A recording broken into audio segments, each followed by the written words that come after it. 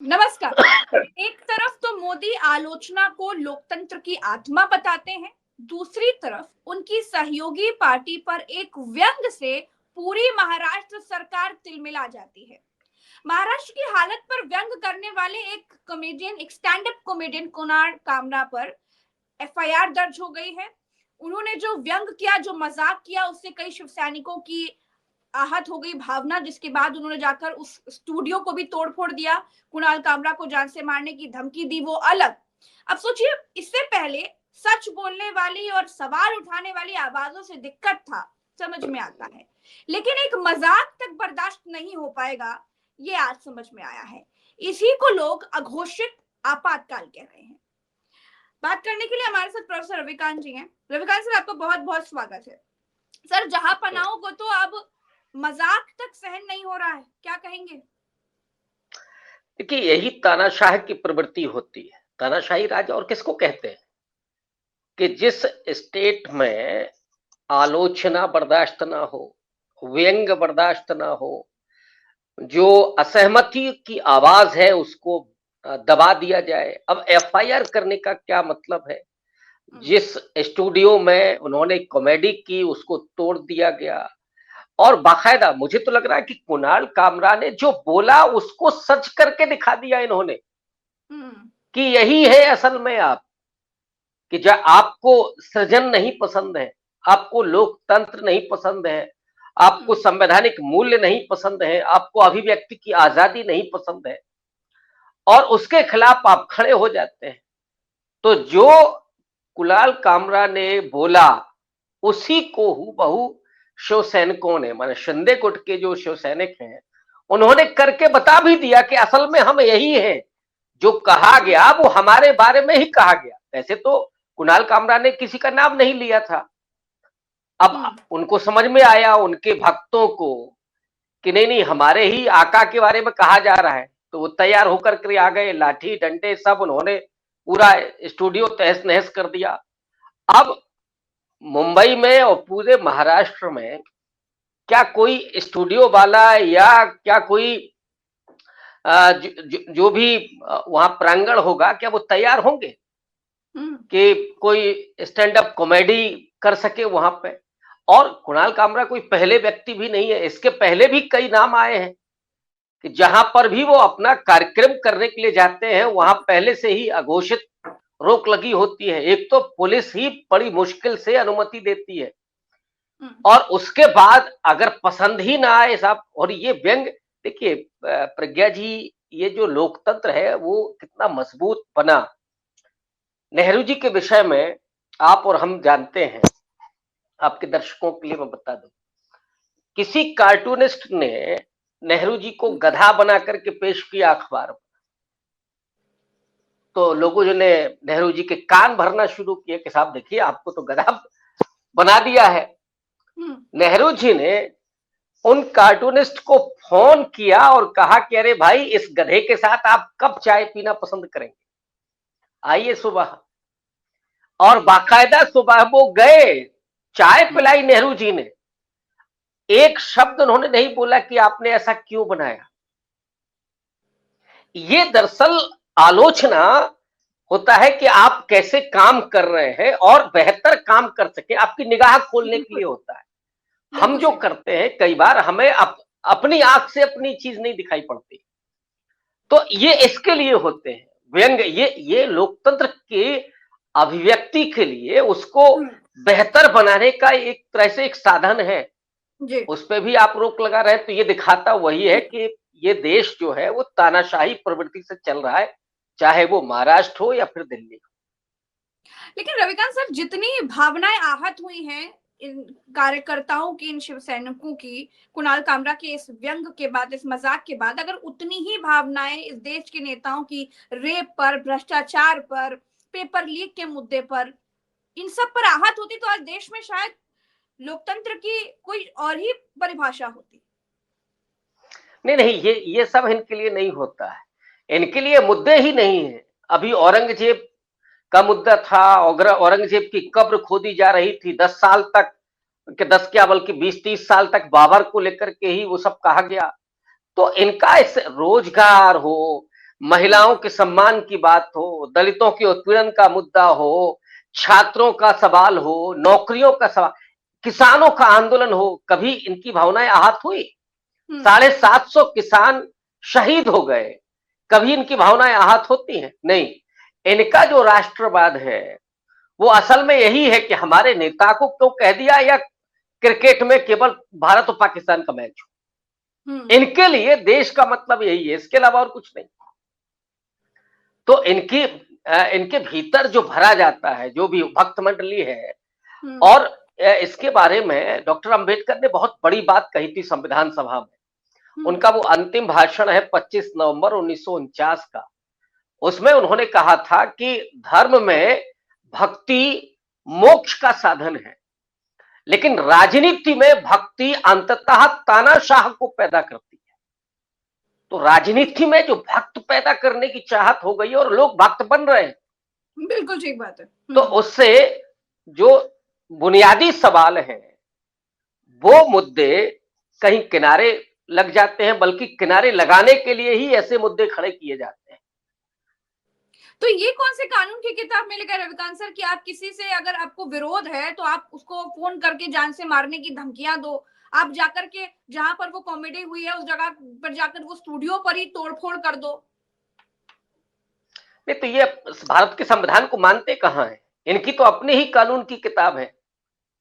इनके कानून वो हॉकी के स्टिक से चलता है, वो गालियों से चलता है। आपने सुना होगा वो वीडियो ना, कुणाल कामरा ने जारी किया है। इस कदर गालियां देना, लाठी चलाना, ये सब इनकी भाषा है अपनी, और इन्हें कानून का बेसिकली डर नहीं है। हालांकि ये इतने कायर भी होते हैं कि जहां इनकी सरकार नहीं होती है वहां नहीं बोलते हैं ये। अभी कर्नाटक में ऐसा कुछ नहीं हो रहा है, लेकिन जहां जहां पर सरकार है वहीं इनकी भावनाएं आहत होती हैं, वहीं इनके लाठी डंडे चलते हैं, क्योंकि वहां कोई कानून का डर नहीं है, लेकिन न इन्हें संविधान की परवाह। कि आलोचना तो डेमोक्रेसी की आत्मा है, क्रिटिसिज्म को आत्मा बोलते हैं।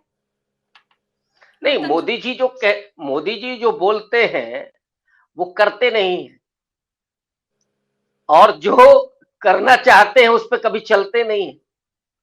मोदी जी तो अद्भुत हैं, मोदी जी तो नॉन बायोलॉजिकल भी थे। तो मतलब मोदी जी की बाद में बातों फिर को मनुष्य हो गए। पार्टी सीरियस नहीं लेती क्या? नहीं, अब मोदी जी भी कौन सा अपने आप को सीरियस लेते हैं? सबसे बड़ी बात तो ये है, मोदी जी जो आज बोलते हैं कल वो क्या खुद करते हैं? मोदी जी की आलोचना करके कोई दिखाए। और ये जो एनडीए का कुनबा है उसमें तो होड़ लगी हुई है कि कौन कितना तानाशाह बनकर के दिखा सकता है, कौन कितना बड़ा गालीबाज हो सकता है, कौन कितना मुसलमानों को पानी पी पी करके कोस सकता है।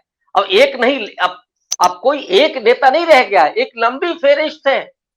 असम के मुख्यमंत्री से लेकर के और नूपुर शर्मा होते हुए, और एक और दिल्ली के जो सांसद महोदय थे कपिल मिश्रा होते हुए, ढेर सारे नाम हैं कि जो मतलब गलीज भाषा में इस्तेमाल करते। तो उनके लिए केवल यही है कि लोगों को डराया जाए कि कोई बोले नहीं, सच नहीं बोले, लोगों को गालियों से, डंडों से, इस सब से डरा करके रखा जाए और अपना वर्चस्व बना करके रखा जाए। इनकी केवल राजनीति और सत्ता में रहने का यही एक माध्यम बन गया है। इसलिए उन्हें ना देश की परवाह है, ना लोकतंत्र की परवाह है, ना संविधान की परवाह, ना अभिव्यक्ति की आजादी की परवाह है, ना नागरिक के अधिकार क्या होते हैं, उसका सम्मान क्या होता है, कोई परवाह। महिलाओं के साथ क्या शब्दों का इस्तेमाल करते हैं, ये तो कुणाल कामरा है। अब आपके लिए क्या क्या इस्तेमाल होता है, हम लोग क्या देखते नहीं है क्या? आप अगर एक सच्ची रिपोर्टिंग कर दीजिए, फिर नीचे क्या क्या लिखा होता है।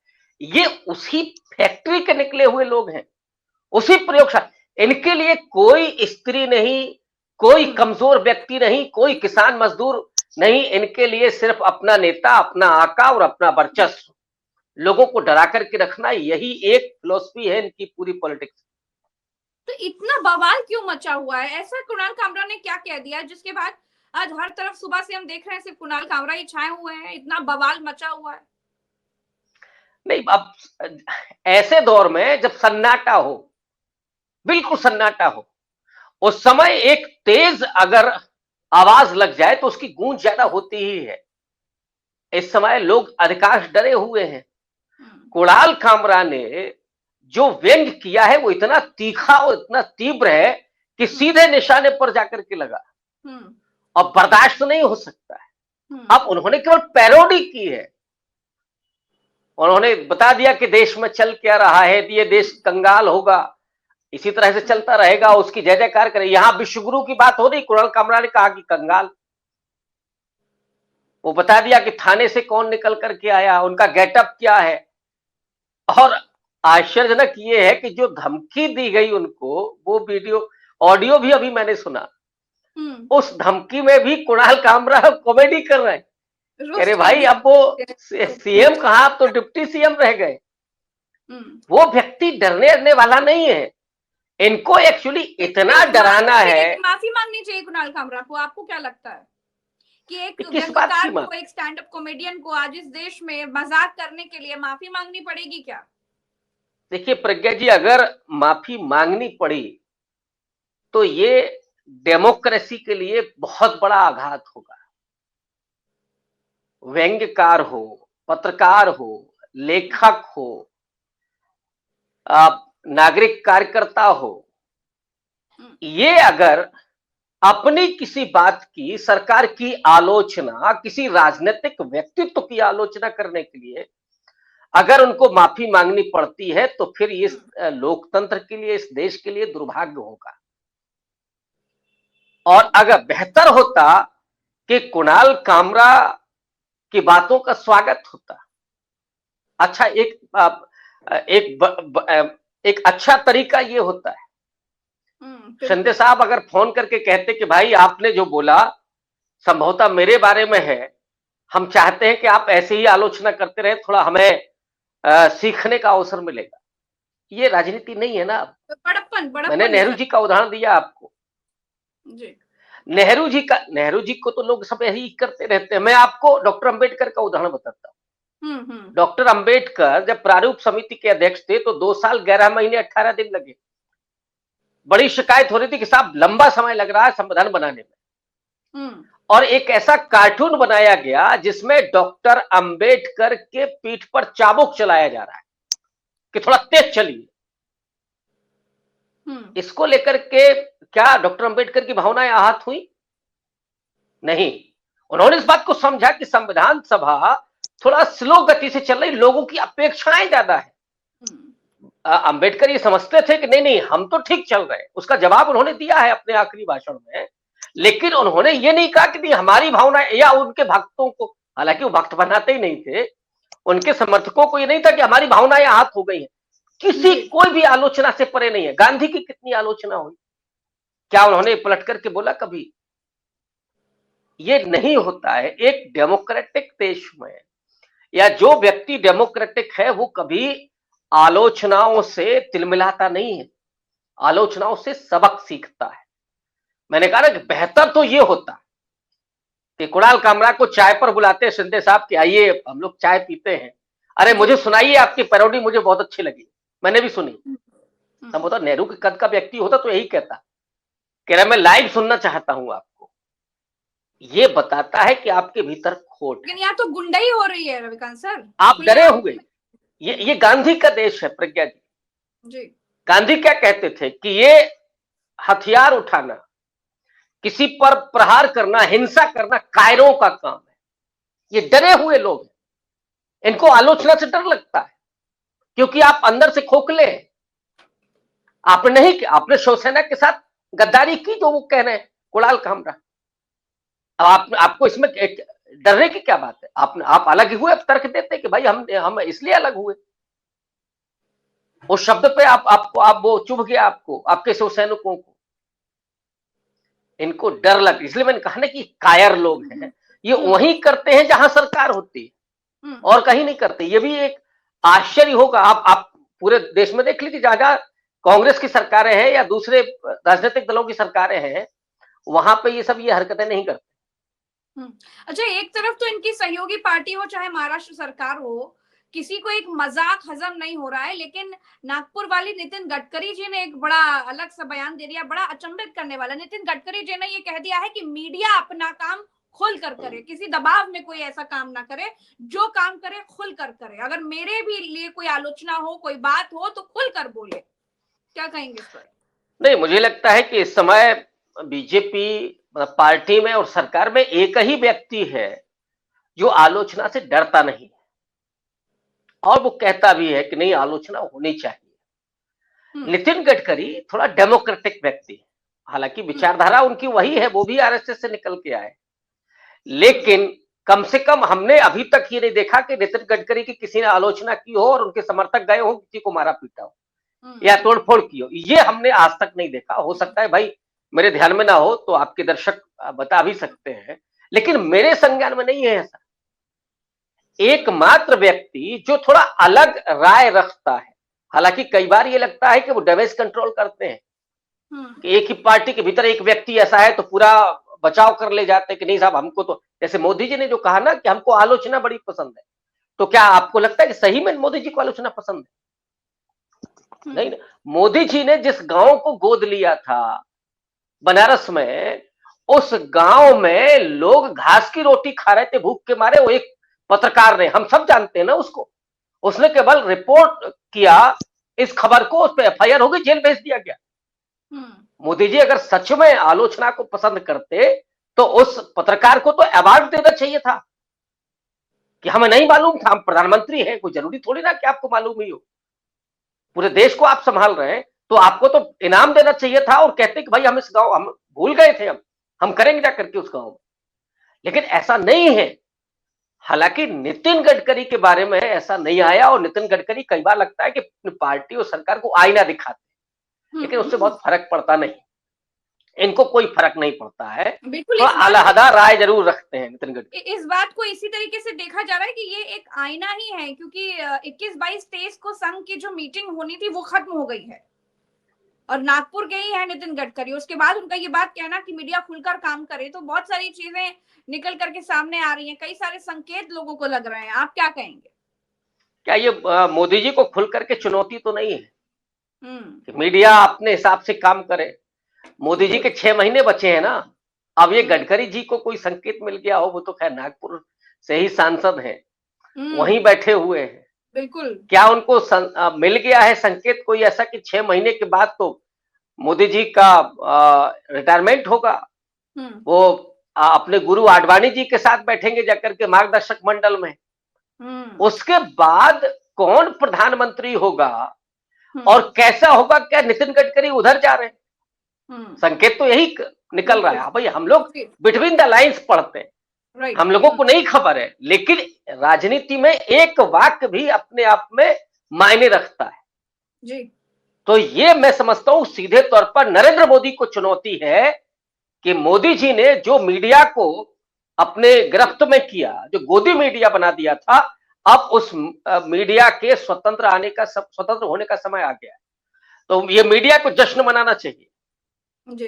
थोड़ा मोदी जी ने ताली थाली बजवाई थी, दीपक भी जलवाया था, अब ये तो गोदी मीडिया के एंकर्स को करना चाहिए कि आज कम से कम घंटी बजाएं अपने उसमें कि नहीं देखिए हमारा कर, अब तो हम आजादी महसूस कर रहे हैं। आज शायद उनके जो खोपड़ी पर रखा होगा जो बोझ, आज उतर गया होगा, है ना। तो नितिन गडकरी का इशारा यही लग रहा है कि सीधा मोदी जी को चुनौती, और बता दिया कि नहीं अब आप स्वतंत्र होकर के काम करिए।